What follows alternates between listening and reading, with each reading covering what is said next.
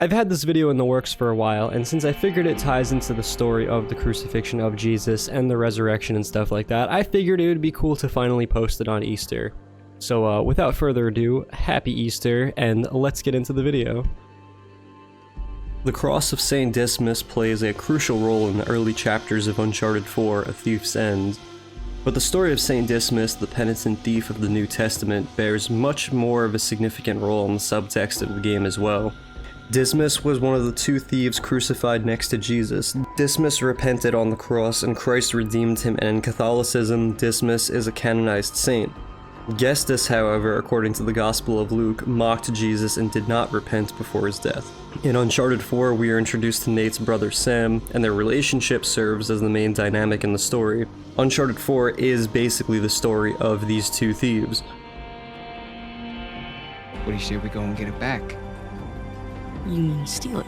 It's not stealing if it was ours to begin with. Now, Nate is pretty much retired and is attempting to be in a more honest career while also being a good husband to Elena. What can I say? I was raised Catholic.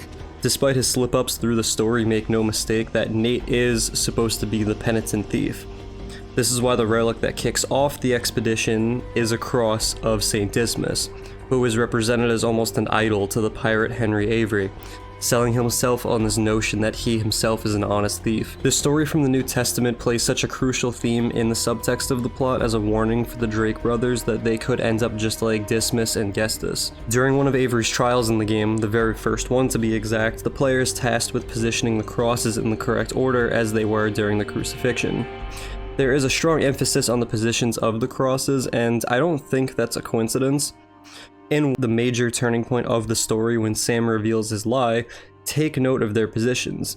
Sam is on the right while Nate is on the left, just like Dismas and Gestas.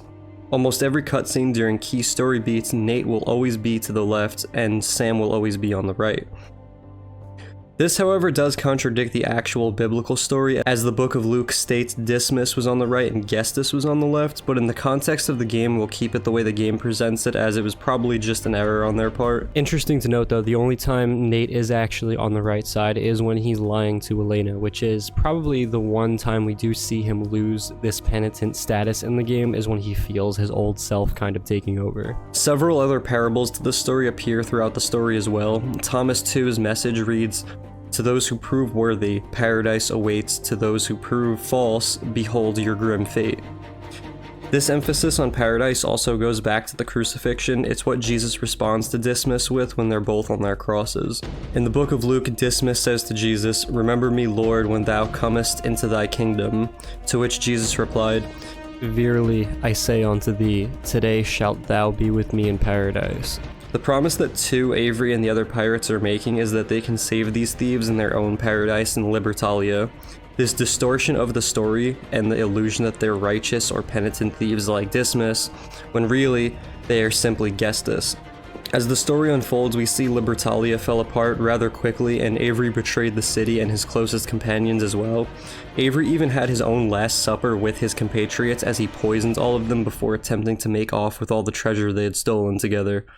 The title of the fourth game is poetically called A Thief's End because of these very reasons. It's an ending to Nate's story, but also a warning of the ending that all thieves will face, death of both the body and the soul. The story of St. Dismas and Gestas is a warning to both Nate and Sam of their possible ends if they continue on their path.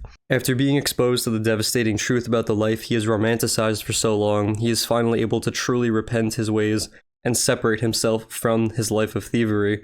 And we see Nate does in fact go clean at the end of the game and raises a nice family, and together with Elena starts a legitimate business that they can actually have a solid life with, while also keeping the parts of the old life that he still did like, only in a more honest way.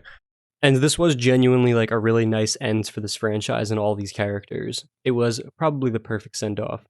But we're going to end the video there because that's about all I got for you guys. I hope you all enjoy the holiday. Have a blessed Easter. Remember the time of the year. Enjoy some Easter eggs and have a good day.